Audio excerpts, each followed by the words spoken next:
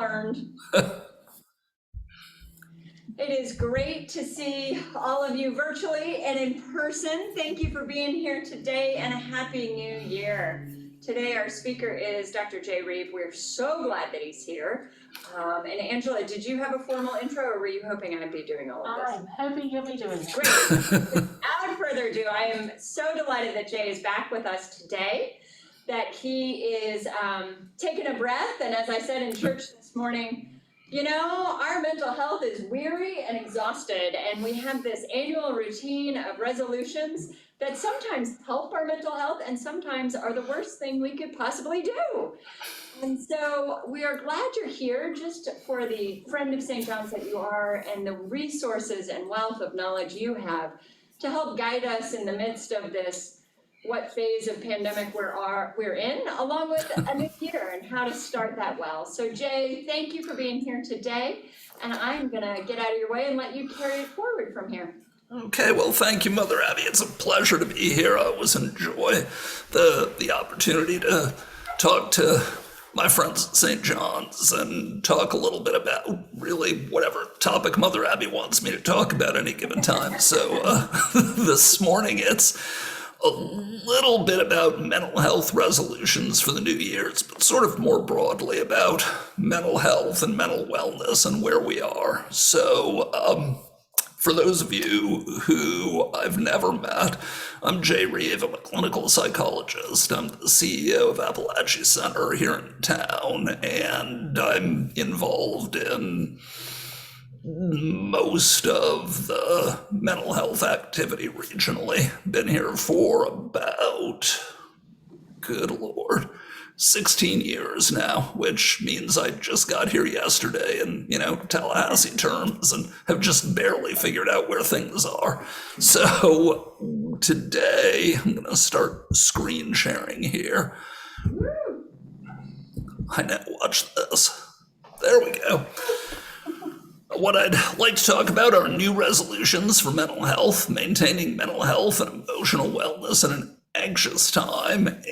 And as we go through this, if you're not talking, if you could keep your mic muted if you're on Zoom, but if you've got a question or comment or anything that you want to add, please feel free to speak up. So I took this in a little bit of a different direction from the New Year's resolution part. Let's see if I can do this. There we go. And let's start by talking a little bit about mental health, mental illness, and mental wellness. Sort of what are we looking for? So the first part that I wanted to kind of leap into here, there's a little bit of biographical data woven into this whole presentation. I've been working in the field of psychology and behavioral health since 1985. So I've been doing this for a little while, and I've been a licensed psychologist since 1994. So I'm coming up on my couple of years for my 30th anniversary of that.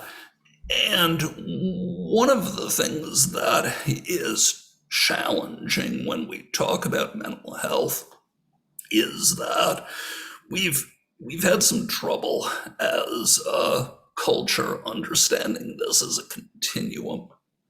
So with the job that I have and most of the jobs that I've had, I've focused on the deeper end of the continuum. This would be folks who are living with schizophrenia, living with bipolar disorder, living with brain diseases that are best dealt with by a combination of medication and therapy. And these are what a lot of people think of as mental illness. And in a way, that's kind of a shame, right? Because when we think about physical health, we don't think of illness as only being very chronic, severe diseases, right? A cold is an illness. A brief fever is an illness. Omicron is an illness. Delta is an illness. Diabetes is an illness. There's this whole range of things that take us off the track of health. And there's a continuum, I think, that everyone understands of physical health, from issues and inherited conditions and conditions that people developed over the years that are very debilitating, to mild, occasional, seasonal illnesses like colds. The parallels there are pretty strong. So one of the pieces of the continuum, or one of the ways to think about that continuum, is that it moves from mental illness to mental wellness. We tend to spend a lot of time as a society talking about mental illness and a little less talking about mental wellness. I think that's the direction that we kind of need to move, and I would say move in the new year, to thinking about what our mental wellness is. And if you think about, again, the parallel physical health, I think that's probably an important way to conceptualize it, because we could all be healthier, right? I'll use a sort of personal example here. So I'm an exercise fanatic. I run 4 days a week. I lift weights. I do yoga. I'm obsessive about it, and have been for most of my life. And I'm in reasonably good physical health. But I also, at my current age, which is pushing 60, I'm taking something like 6 medications a day, mostly for my heart, because I inherited a propensity towards high blood pressure and other forms of heart disease. So my constant exercise and my attention to my diet, which is probably not as good as it should be, is also supported by, there's certain interventions that I need to take just because of where I am. I think I'm pretty healthy, but I could certainly be healthier. I could lose 10 pounds, right? I could probably deal with stress a little better than I do. I'm sure I'm unique in that regard, but the parallels with mental wellness are very strong. We could all be a little mentally healthier than we are. And just take a second to let that sink in for a minute for the new year. We could all be a little mentally healthier than we are. We could all be a little emotionally healthier than we are. There is not a bright line that says, oh, okay, over here people are struggling with mental illness, and over here they're fine. There is no one who's 100%.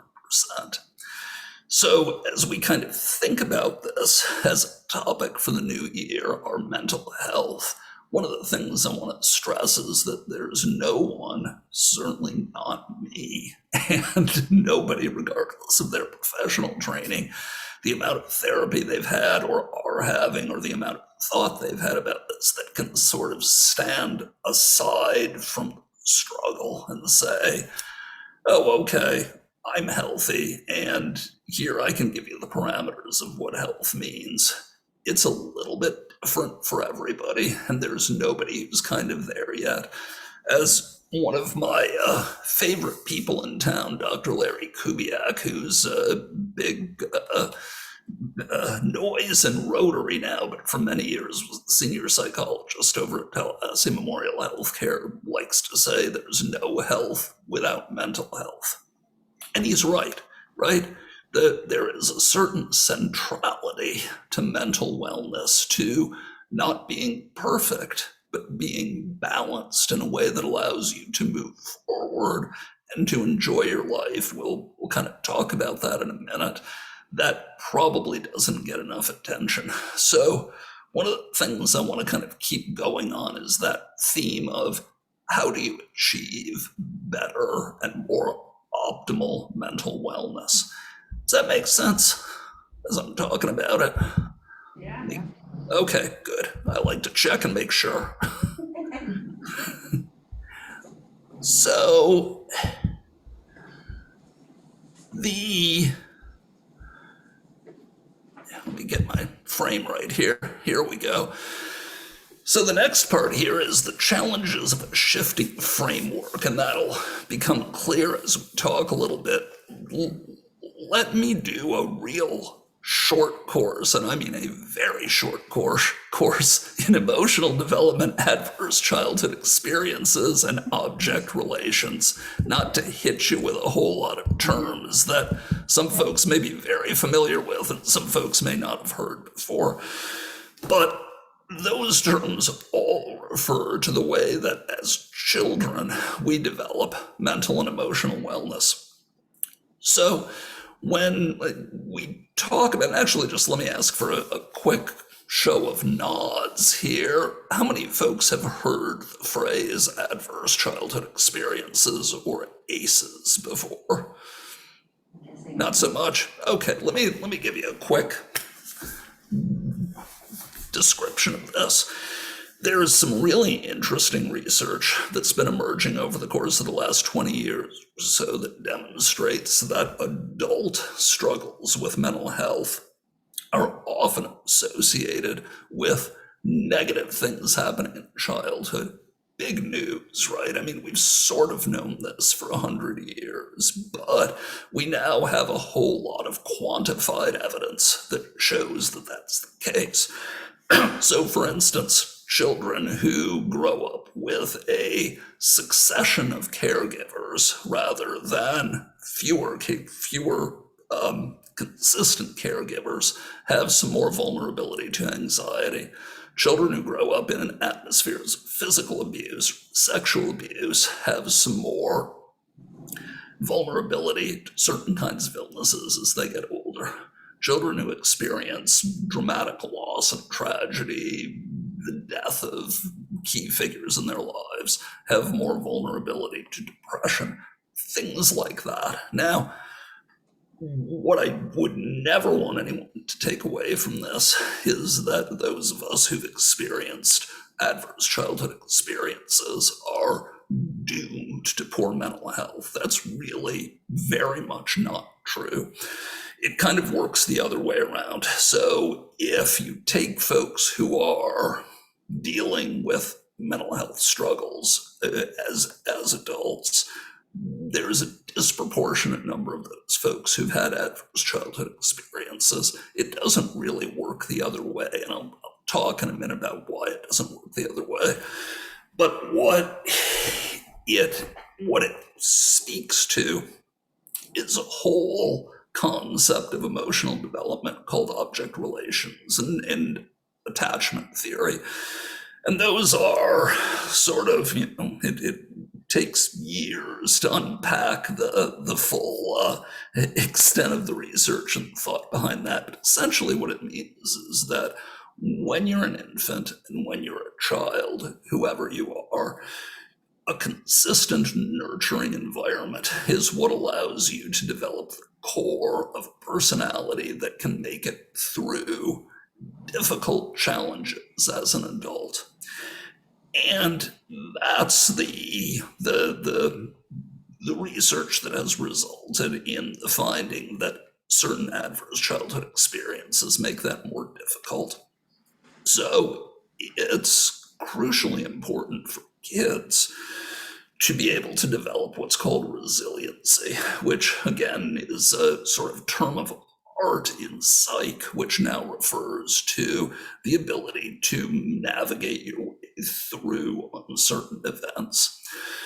And not everybody has huge reserves of resiliency. One of the favorite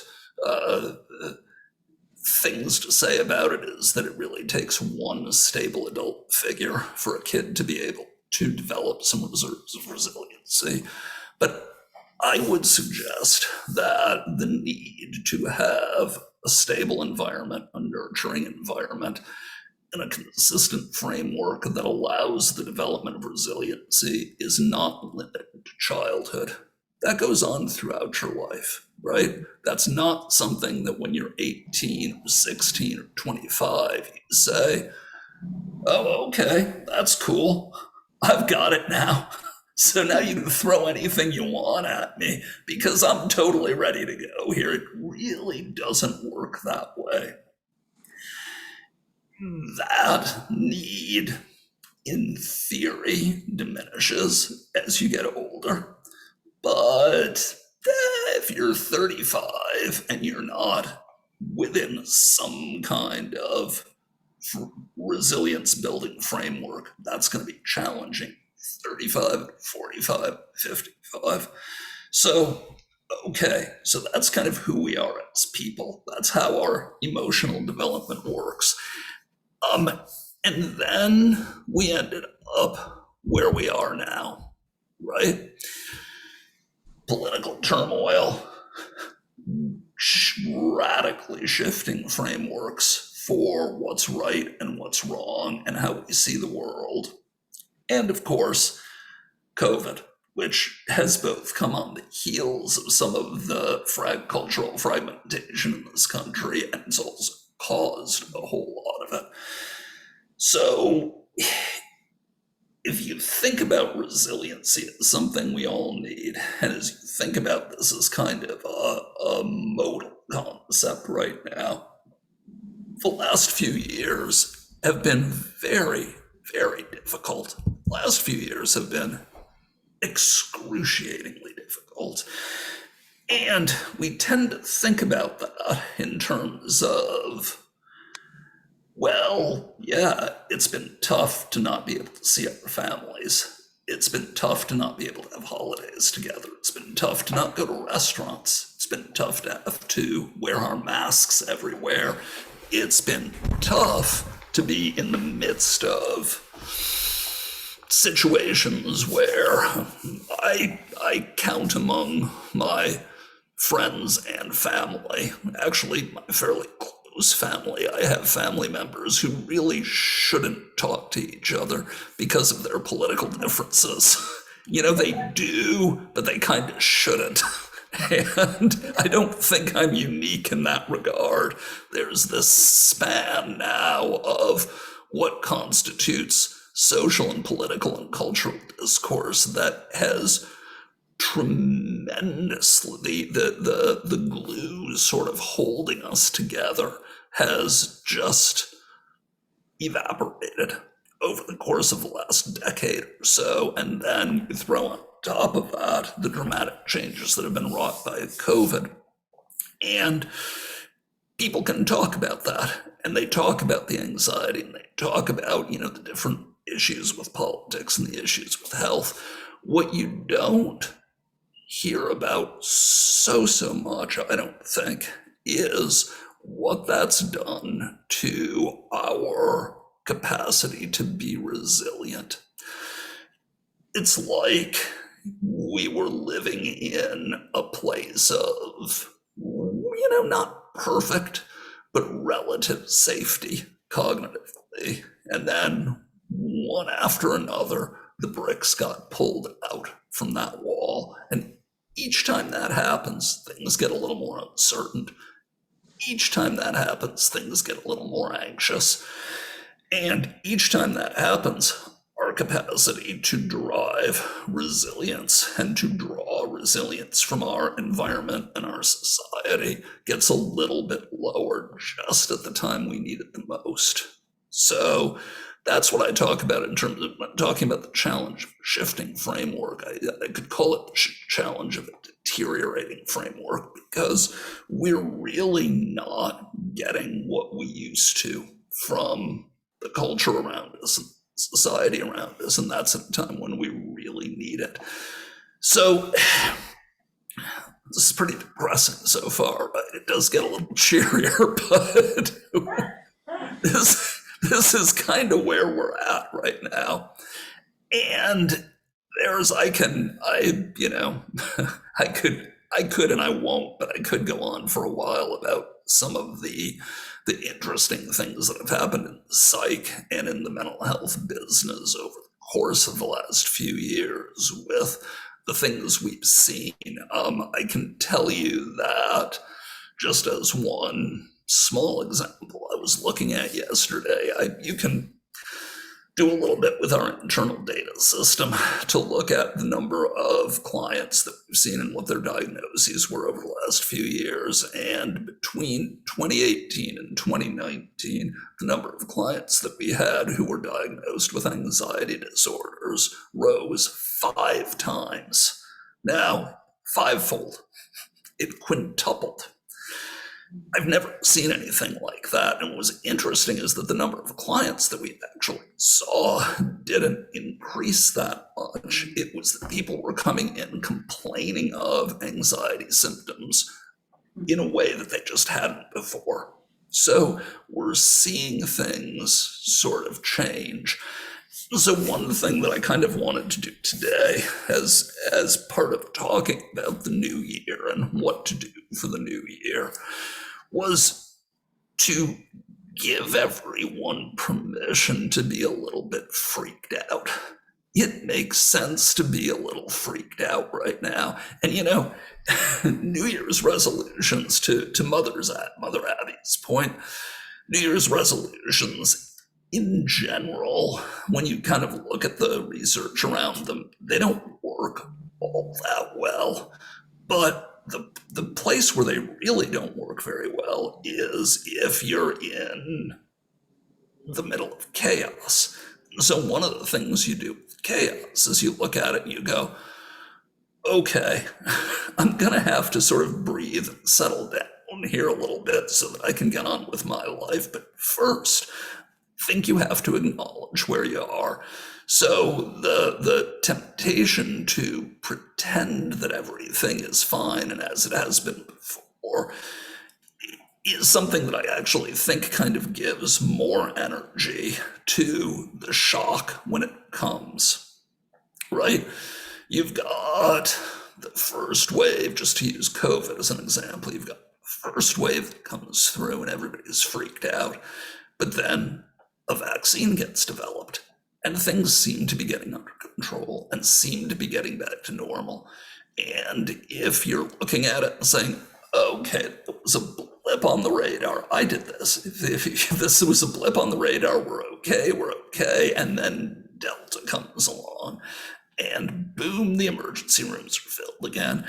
But okay, at least Florida, that starts to diminish and we're sort of okay again. It's kind of like, all right, the rates are going down, and then Omicron comes along and then everything's going through the roof. So it's that expectation that things are going to be fine that I think can lead to the shock of, oh my God, they're not. In the short run, that makes it harder to cope, but in the long run, all this is a recognition that our framework is kind of changing and shifting and becoming much more challenging.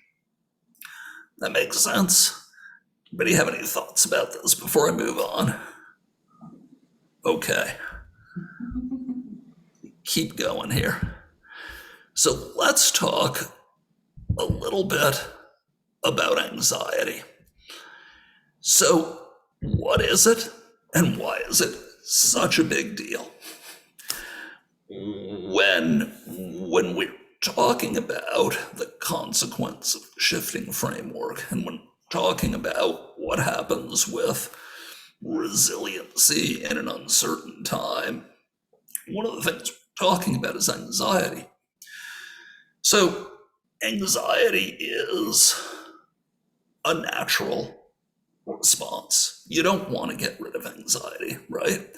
Physically, all we're talking about is the activation of the autonomic nervous system. We're talking about adrenaline. We're talking about the capacity to either fight or flee a situation in any given moment. The problem and anxiety, as you might have noticed, is hard sometimes physically to distinguish from excitement, right? Your palms get sweaty, your pulse goes up, you're starting to notice things a little more. Well, that's what happens when you're about to take a huge test. And that's what happens when you meet someone you're falling in love with. And that's what happens when you are late for a plane. And that's what happens when you're getting a big job promotion. And that's what happens when you're getting fired.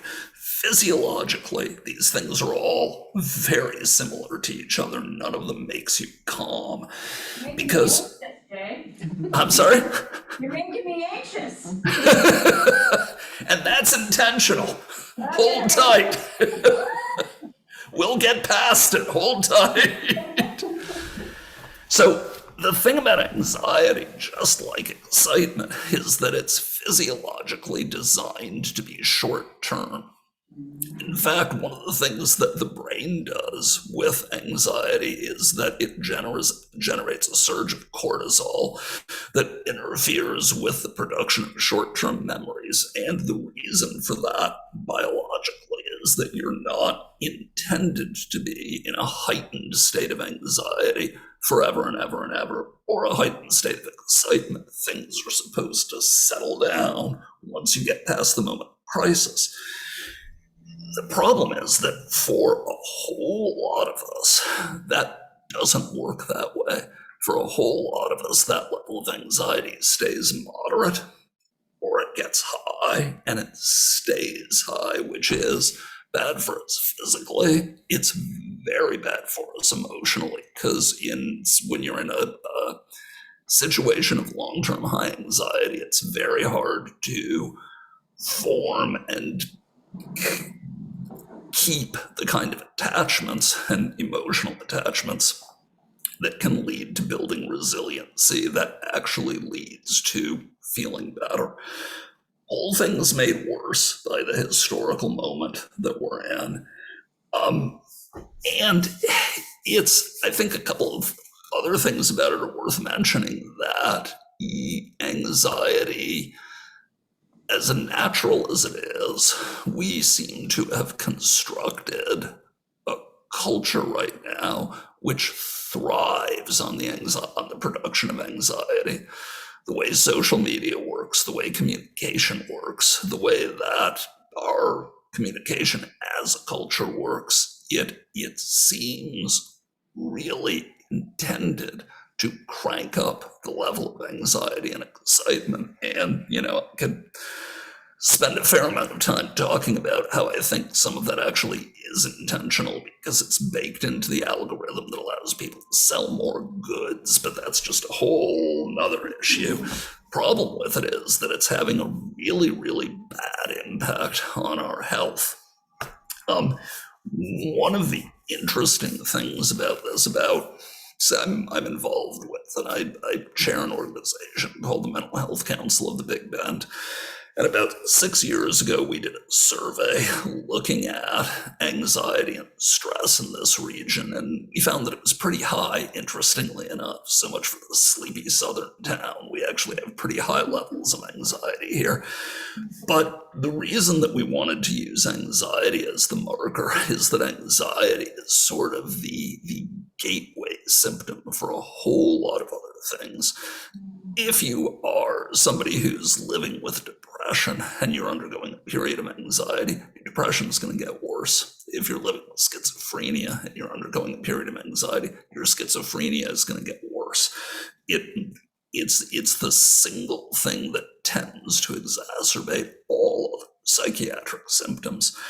So when we're talking about what we want to do in terms of achieving mental wellness, one of the big things that we want to do is kind of cope with and deal with anxiety. So I have to tell you a story about anxiety here, and then we can kind of move on to what to do about it. And this is my confessional moment. This is why I hate flying. So I tend to fly a fair amount in my job. Most of it's just in Florida, but it's, flying to Miami or flying here or there for conferences. And I was always fine with it. And about 7-8 years ago, I was going to a conference in Key West, and we hit an air pocket just off the coast of Miami and did a dead drop of about 25 feet. And we landed one of those little tiny planes. And we landed, and I was sort of freaked out by the whole thing, but I was okay. I got back on the plane and went back. And the next week, I was coming from a conference actually in Miami, and we had to come through a pretty major weather front thunderstorm just south of Tallahassee, and it was very, very bumpy. Those two things happened in about a week, and I developed a lot of anxiety about flying. Never happened before, but suddenly I was kind of like, yeah, no, I think I'll drive wherever I was going.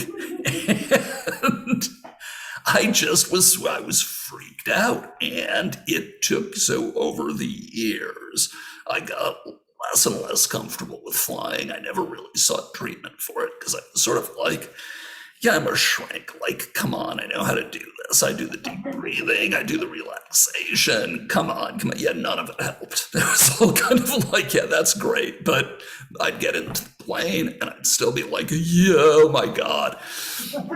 So I was talking to one of my nephews, this was about 3 months ago, and he actually has a similar kind of anxiety about flight. And he had downloaded this app that showed the number of planes that were in flight at any given time. And there's millions, right? There's millions of planes flying at any given time. The chances of actually getting into some kind of airline crash are infinitesimal, which I sort of knew in my head, but I hadn't realized until I saw it there. And I had this moment of insight, which certainly didn't make my anxiety about flying go away entirely, but sort of diminished it. The insight was, I was never really afraid of crashing. I wasn't afraid of dying in a fiery wreck. That wasn't the fear. My anxiety was entirely about the experience of the anxiety itself. I had experienced 2 moments of extreme anxiety, and I was scared of experiencing them again. And there's actually a term of art for that, which is signal anxiety. It's the fear of, it's anxiety about anxiety. And I would suggest that for most people who are experiencing moments of anxiety, a lot of times that's what it's about. You're experiencing anxiety about the actual experience itself. There's no content to it. It's that the emotional experience and the physiological experience of anxiety is so overwhelming in certain circumstances that you just don't want to go through that again, which is why it becomes so important to focus on what do you do to deal with anxiety in order to get towards mental wellness. So that makes sense. Okay, I'm about to land the plane here. So here we go. I got that. Yeah, there you go. So how do we improve our mental wellness? So there's 3 areas to look at. The first one, to me, and one of the big ones, is recognizing anxiety triggers. And this is as simple as just thinking about and writing down the situations that make you nervous. Now, nervousness doesn't just come as, oh my God, I'm so anxious, right? That's how it works for me with flying.